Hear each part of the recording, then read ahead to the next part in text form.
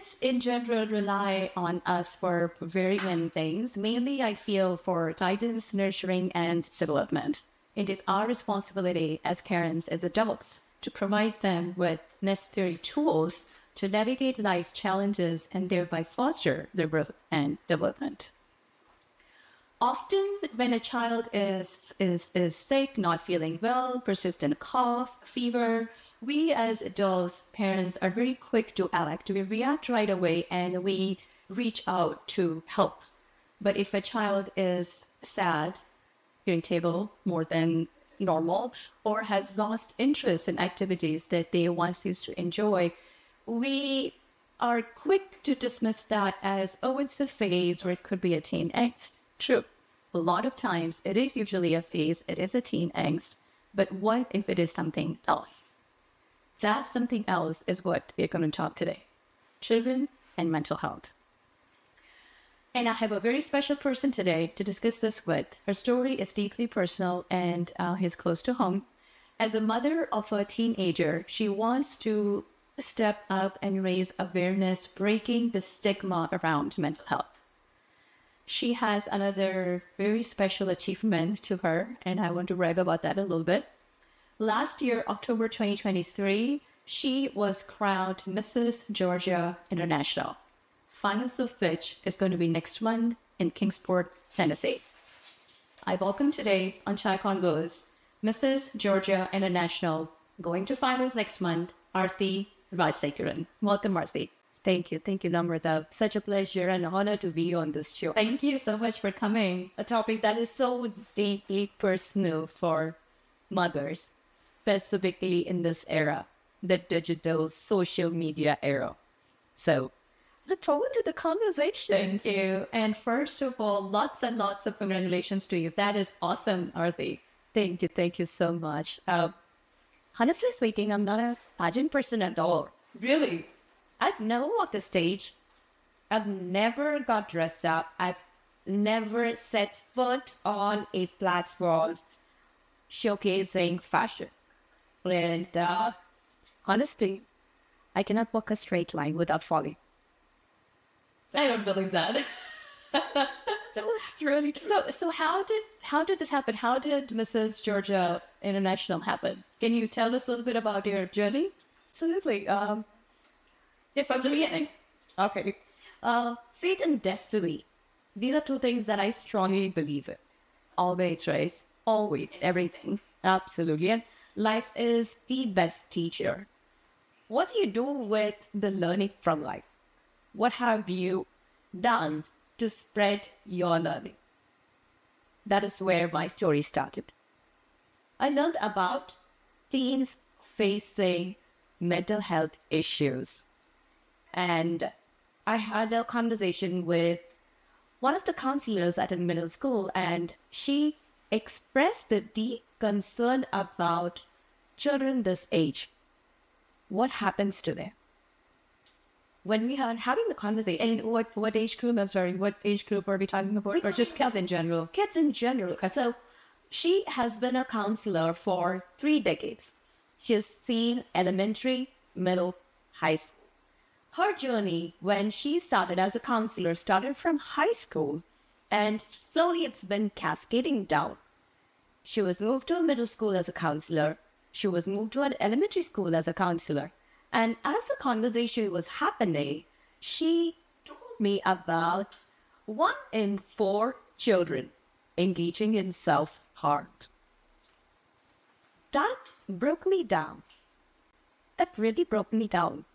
Because that is an age when children are figuring out who they are, what they want to be, enjoying life. And when you hear 1 in 4 children going through this process of injuring themselves, that Unbelievable. And just to pause for a minute, for our viewers who don't know, what is self-harm? Like, what do you mean when you say self-harm? You may often see a cut, scratch, bruise, burn on a child. Often these could be red flags for... And these are all self-inflicted. These are self-inflicted Okay. by children for the momentary acceleration of their feelings, their emotions. That one moment of self-harm would release endorphins into their mind, which suppresses the emotions that they are going through. It could be depression, it could be bullying, it could be something that is happening within the family. The child could be ignored. But there is not a means of communication. Children use that as a way to release the tension. Oh, I see. So they cannot talk to anybody, or maybe they don't feel comfortable talking. There's a fear of being judged, I guess, and we'll get into it later. But so they cannot talk to anybody. They don't have any outlet. Yep. So they come to self-harm. They come to self-harm because when a child is engaged in self-harm, it masks the pain that they are feeling. Mask the pain. I like that. Yeah. And it gives them that momentary pleasure of some other bigger pain that has subsided what they are going through. Yeah. And that is becomes so common these days that elementary school children are engaged into this. So the counselor mentioned that to you. In fact, and I came back home. I am a very emotional person. I had tears rolling down my eyes as I was hearing the story, and I came back home and I asked my daughter, "Is it true?" I was like, "Oh, that happens. How did you not know about it?" Yeah. And I'm a mother of a teenager. And I asked, "How do you know these children are engaged in self-harm?" "I know." "Do others know?" "Yeah, they know." So kids talk, friends. They talk, friends talk. But how many of them understand the seriousness of it at that age? That was my mom. But I'm a person who is not very open.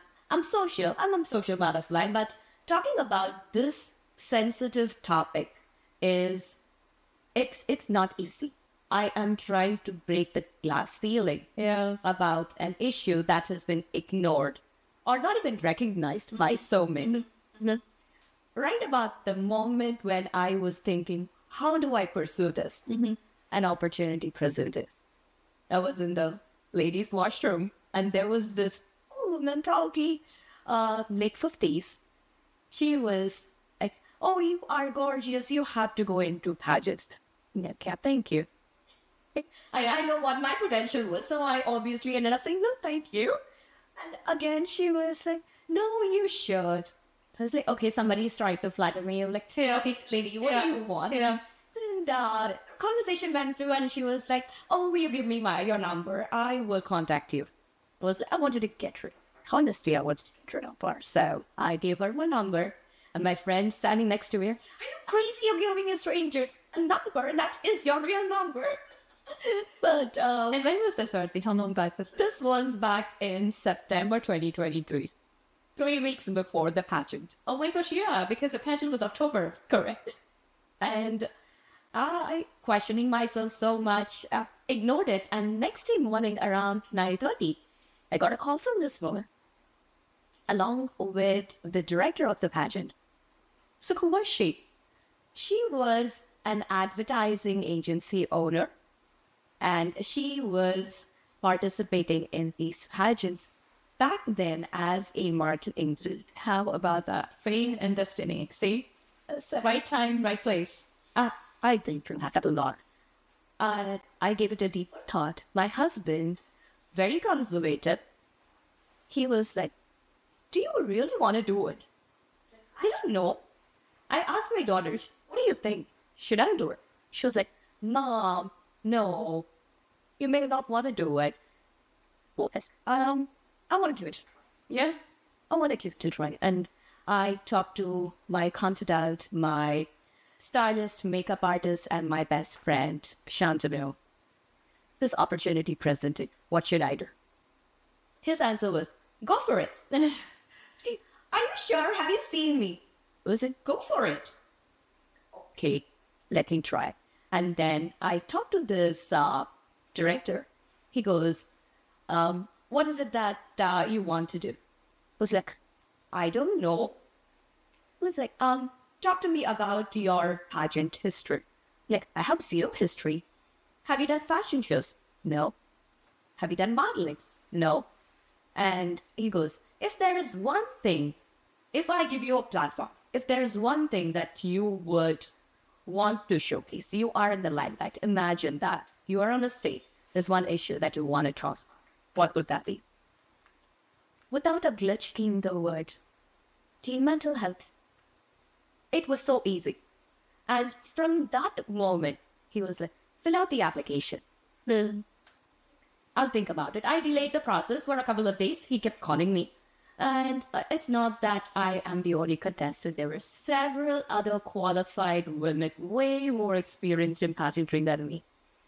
I ended up filling the application. I went through video interviewing process as well and got shortlisted. I didn't believe that I got shortlisted. That's amazing. Went there, and it didn't really have much time. September and October. I didn't have. I literally few weeks, and I didn't know how to walk the stage as well. So went there, and women empowered women. I learned it in that stage. There were other contestants who were helping me to dress up, who were helping me match my jewelry, who were helping me to show the stage and how to walk around nights. And these are contestants. These are contestants. And I went there. I did not tell anybody that I'm going. Only my family knew that I was participating. And when I talk about family, not even my parents. It was just my husband and my daughter that knew about me going for the pageant. Went there. And here I am today. It was meant to be. It was meant to be. I think it was destiny calling me to talk about this teen mental health because I myself am a poster child for that. I have engaged in self-harm back when I was a teen, and what it can cause, I've lived through that. Wow, I have goosebumps all over. And that's the reason. It was our actual experience. Actual experience. It's not something you saw. It's not something you heard. No. You went through it. I went through it. Because back then, there were communication problems, obviously. We don't talk to long time back. Long time back. And for me to hear to that story from the counselor, that hit me hard. Why? Because I thought it was just me. I didn't know the reason why I was doing it. And as I was discovering more, I was able to understand my story connected with what's happening in today's world and fate and destiny. There's a reason why I was engaged in it and why I'm here today trying to create awareness to parents and children the importance of mental well-being. Is that the deep personal story that you were talking about? That's my very, very deep personal story. And when I was doing all the research, I was able to relate it to how I felt when I had engaged in the process. It was the momentary, impulsive decision which gave you that momentary pleasure of forgetting the pain that you're going your mind off. Yeah. People say bullying does not exist. I was a victim of bullying. I was a victim of body shaming. And I didn't know how to communicate on this. And I'm pretty sure there aren't a lot of teenagers these days, young children, adolescents, who are dealing with it, but don't know how to open this topic up with their parents. Communication. Did you have anybody to talk to? I didn't find anybody to talk to. I feel it's the same thing even now. What are your thoughts? Communication is a big, big problem. Absolutely. It is huge because this is so deep and personal. No one wants to talk about it. The fear of, what if my parents get to know I get in trouble? What if they just start judging me? And see, this is where parents come in picture too. Because kids should have a very open communication channel with parents is what I feel. And I used to tell my kids all the time when they were younger, there is nothing that you cannot tell me. There is nothing that you can talk at home. Does it? That you cannot talk at home. Yeah. And there is no problem that does not have a solution. Correct. But that will only happen if you communicate. Correct. We can, as parents, sit and talk about it to them, but when they are teenagers, there is this hormone craziness that happens in there that drives them to that impulsive decision. It could be social pressure, it could be your pressure, your friends are doing it. Let me try it as well. Because let's think about drugs. Why kids engage in drugs at such a young age? It's always peer pressure. Right. And if my daughter could point out to the fact that there are children in her own school who are engaged and still walking around, Just imagine what would exist. Tomorrow's world would be. So, in 2021, the American Academy of Pediatrics, they declared national emergency for mental health for adolescents. And I was reading one of those journal articles for India and WHO, the World Health Organization, they quoted 7.3%, even in India, kids between 13 and 17 who are going through mental health concerns. So this is a huge concerns for everybody. It is. I would say this would be the second global pandemic that we are facing in the state. Because think about it. If we have been declared an emergency for adolescents, it's not about adults that we are talking. These are children who are developing. They are building a personality. They are discovering themselves. At this point, if they are to be going and dealing with depression, imagine what would happen tomorrow. And kids that engage in self-harm are so susceptible to suicide. Yeah. Where do you think we are lacking as a community, Aarthi? I would say, You think communication is a problem? Stigma. That is the biggest challenge that we have as of today. If we live in a free society, we should live freely without being judged about who's going to think what about your child or yourself for that matter. Maybe some counseling or therapy. Even counseling, I sometimes feel, is a taboo. It is subject. It's so else, right? You're going to a marriage counselor. Oh my gosh. Yeah. It's like your whole life is crumbling in front of you. Yeah. It's not. We're just trying to communicate better. Yeah. Everybody is learning. But at the same time, when we talk about teens, we as parents have the courage to face the society. Most definitely. And say, they're going to learn from us. they're going to learn. Very much they're going to learn from us. And we cannot be hiding behind the curtains, ignoring that nobody is going to find out. They're going to find out. People talk. Kids talk. Yeah. And if they find out, that's fine. They should have a safe space, I feel, to come home and talk to. Absolutely. And if parents in the house, if you cannot make that, a lot of times I feel, where are kids going to go and talk? We deal with, let's be practical. We as parents, we have our own challenges as well. Of course. We have the grown-up problems. So we are dealing with problems every day. And for us, kids kind of transition into the silo when they turn 12, 13, where they go to talk to you. They want to talk to their friends more. Yeah. So my biggest advice would be have your children's friends to your house as much as possible. Yeah. Connect with your children's friends. They talk. Yeah. And that would be your opening conversation to understand what's happening in your child's life as well. Right. So, where do we see this journey for Mrs. Georgia International going, Aarthi?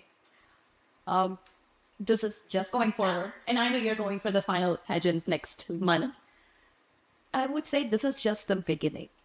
I am breaking the stereotype about mental health illness, but my journey it's got a long way to go.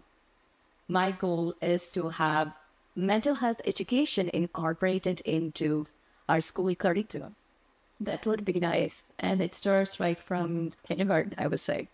Absolutely. Absolutely. So the more we are educating and creating awareness about mental health issues, our children would know what coping mechanisms are.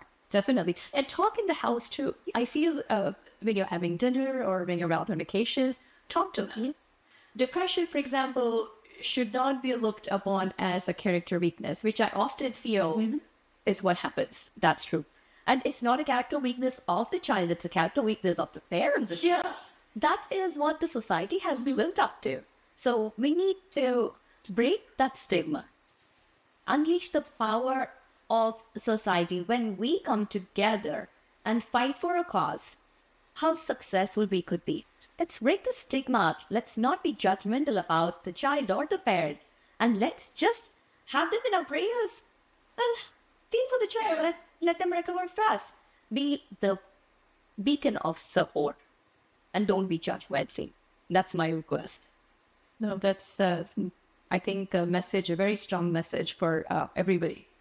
As a community, as parents, as adults, you could even have nieces and nephews, even friends' kids who look up to us, who look up to you as role models. Yeah. So I think the message is very, very strong, and yeah, that's amazing. Have you thought about how we are going to approach getting the program incorporated into schools? Absolutely. So I'm working with this nonprofit, and this nonprofit specializes in creating events. And they are working with me to help create a bill that can be taken to Congress. And Congress these days are looking into the stats of mental health issues among adolescents, and they are also taking steps to see what can be done to change. This bill would help me get that foot into the door, take it in front of the Congress, and with the support of the schools and with the support of friends, family, and the society, I'll be able to get it in front of the Congress and God, destiny, let's see where it goes. And think about it for a minute when we had sex education incorporated into the school syllabus a decade back. What? It traumatized parents, I believe. It did. I remember my son was in, I believe, second grade. Did it start? Second grade. What grade did it start when it first started? Fourth, fifth grade, I believe. And they had to have parents' consent. Oh yeah. So the forms used to come home, and when I first read, I mean, yeah, you're right. Even I thought that, do I really want a 7-year-old, a 6-year-old to know what it is? But this is hindsight, of course. I mean, back then. But yeah, it's the same thing. Yep. Just look at what. And if they can have sex education, why not have? I don't believe they have anything in school right now. They don't. Right, for mental health, yeah. But think of it, if it can solve so many problems as teen pregnancies. Yeah. What can it do to mental health as well? Yeah. It needs to make kids feel like it's okay to talk about it. And it's okay to talk to parents. It's okay for them to not be okay. And they have friends that are going through the same things. And they can create a safe space to talk about it. And if somebody is going through something, they can always tell them where they could seek help. It's so important for our children to have the suicide line information. Yeah. They need to have school counselors information. They need to feel safe and secure when they go talk about their personal problems. I think if we start having that incorporated into our school curriculum, it would give them the courage to go and say, hey, I don't fear for. What should I be doing about it? Yes. Or even give them basic coping mechanisms. Just go for a run. Get your adrenaline. That would subside the emotions that you're going through. A good coping mechanism, yeah. And that says a lot. Yeah. And it would help them with other stuff also. Very true.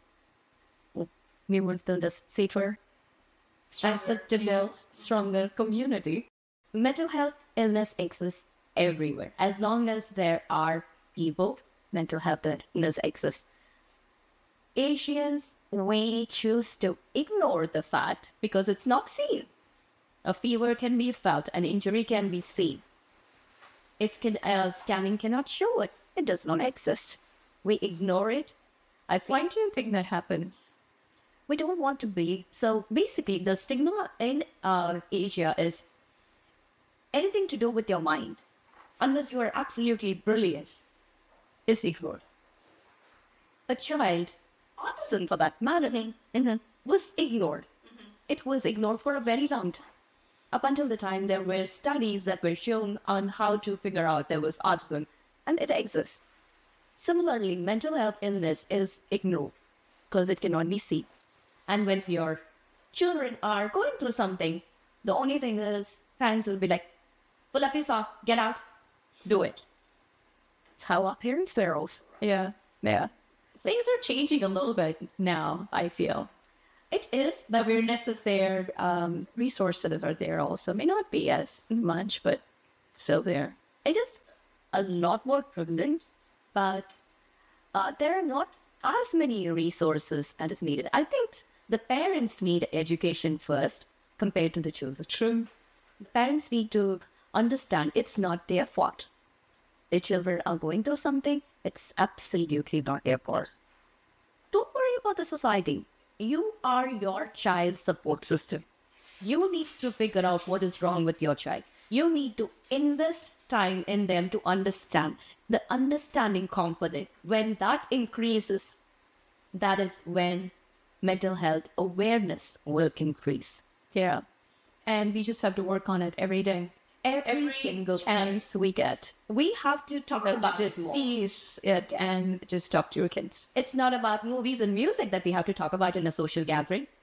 We can talk about mental health awareness as well. We can talk about coping mechanisms as well. Articles that you have read. Yeah. Why not that? Life in general, I feel you kids should know from parents first. Absolutely. I mean, everybody has their own experiences and they're going to make their own, conclusions. But still. Don't jump to conclusion. Don't blame it on the parents. Don't blame it on the child that they were ignored. We as parents, we do everything possible. We do everything right. They could be from a happy family, happy upbringing as well. But things happen. Their minds work in a different way. So we need to come to terms with it. We have to accept it.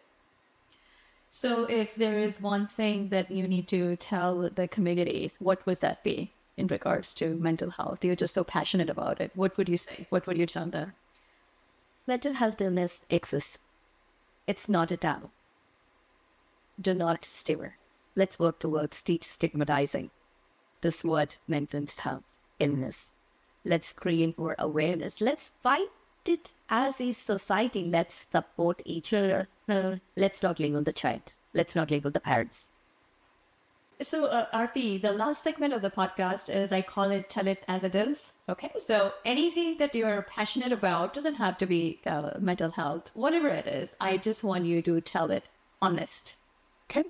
I'm passionate about music. I've been passionate about music from a very young age. What kind of music? I always wanted to learn guitar. And growing up, I'm from India, so growing up, it was all about academics. Yes. And I was a very average student. I mean, brutally honest here. I was a very average student with parents who had high expectations of me. Yeah. And they did not let me get into music. It was always, Especially guitar. Guitar, for some reason, I remember when I was growing up, guitar was more associated with movies. Right? Because you have a hero with a guitar singing a song. it was very fancy. Yeah. So I was always The fascinated. guitar was considered distraction, I think, back then. Oh, yeah, totally. Anything that did not go with an algebra book was considered a distraction. Yeah. And math, I would push myself to not fail. That's my passion with math. Yeah. But I was never given the opportunity. And one day when I was taking my daughter, I wanted to give her all the opportunities that I missed out on. Yeah. Open doors and figure out what she would be interested in. And she was interested in piano. So I used to take her to class, and every time I used to drop her, I used to start off with my sob story. Oh, I wanted to learn guitar. And one fine day, when she was about 5, she got tired of me telling the story for 2 consecutive years. She was, if you are so interested, you come drop me and sit in the car for 30 minutes on your Facebook. Why don't you come and learn the instrument? That's true. And there I am today. It's well, say it as is. Yeah. And I was like, I was embarrassed. I could not tell the story anymore. I enrolled into the class, and here I am today. I play acoustic guitar. I play acoustic. I play electric. Amazing. And I'm learning to sing as well. So I'm taking vocal lessons so I could sing and play, which was all our So we need to have you back now for our music segment of the podcast. dope. Okay. Thank you. Thank you so much, Aarthi, for coming. It was wonderful talking to you. We have some very, very strong message for our kids, for community, and you're right. I think parents, it's going to start with parents. Small changes. Yes, small changes, but kudos to you. Amazing work that you are doing and you will be doing. And all the very best for next month. Thank you. Thank you so much. Thank you, everyone. Thanks for watching, and thank you so much for having me on this show and creating awareness about mental health. Remember, it's not a taboo. Thank you, Aarthi. So now we have rapid fire questions. Okay. Let's do it. So we'll have North America and then we'll have Southeast Asia. Okay. And you also grew up there. I did. So, mental health के बारे में आप क्या सोचते हैं Southeast Asia में? मुझे बताया गया था कि mental health illness होता नहीं. Nothing exists. Unless it is seen, it cannot be treated and it does not exist. But I think slowly, very, very slowly it's changing. North America. Hey, they have all the resources, but use नहीं करते. Southeast Asian parents के लिए message. Accept. Remember, it's not your fault. If there is a problem, work towards solving it. ये नहीं सोचना कि गलती आपकी है और गलती बच्चे की है. गलती किसी की नहीं है. It just happened. North America में parents के लिए message. It's the same thing. Society का stigma जो है. Get the fear out of your head कि बाजू वाला क्या सोचेगा, पड़ोसी क्या सोचेगा, मेरे मानस क्या सोचेंगे. No. It's your problem. You have to deal with it. And बच्चों के लिए safe environment ready करें. ये जो concern है, इसको हम कैसे handle करें North America में? बच्चों से बात करना चाहिए हमें. भले जो भी हो. 3 बच्चे करते हैं, उनका तमाशा तो होता ही रहता है. They don't want to talk to you. School कैसा था? What do you want to eat? I don't know. But बच्चों के friends के साथ दोस्ती बनाओ. बुलाओ घर पे, खिलाओ उनको, उनसे बात करो. कभी कभार बच्चों के दोस्तों से बात करने से काफ़ी सारी चीज़ें पता चलती हैं. और Southeast Asian सेम मैसेज. बच्चों को encourage करो. अगर प्रॉब्लम है तो वो जब बात करने की कोशिश करते हैं तो सुना करो बच्चे क्या बोल रहे. Pain and pleasure, 2 things that no people. और हमारे बच्चों के लिए message. Everywhere, this is global, all around the world. When you are feeling, you're going through anxiety, depression, या तुम्हें लगता है कि तुम्हारे साथ जो हो रहा है it's not right, तुम्हारे दिमाग में कुछ चल रहा है, there is a force that is driving you to do something, go and talk to a confidant who is an adult, not to your friend. Talk to an adult confidant. They will help you. Let it be your friend's mom, it could be your aunt, it could be your sister, it could be your parents. You have a great relationship with them. Talk to them. Because when you get it treated early, the chances of you going into depression as an adult is less. Coming from a person who went into depression and fought through it, it is not easy. Start from scratch when you are feeling anxious.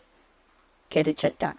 And the last rapid fire question, if there's one thing, Aarthi, that you could change with the mental health concern, what would that be? Again, globally. I would say engage in something that would keep you happy, releases your happy hormones, ताकि तुम्हें ये इस चीज़ का एहसास ना हो कि इतना दर्द हो रहा है मुझे, मैं क्या करूँ. Engage in things that will always keep you motivated. Find your ikigai. Remember that. Find your ikigai. Ikigai is what is the one thing that wakes you up every day in the morning and gets you out of bed jumping ki naya din, nayi shuruaat. I am excited to do it. find your ikigai, and you will be leading a happy life. And that'll be it, Aarthi. Thank you so much and wish you all the best next month. Thank you so much. Thanks everyone for watching.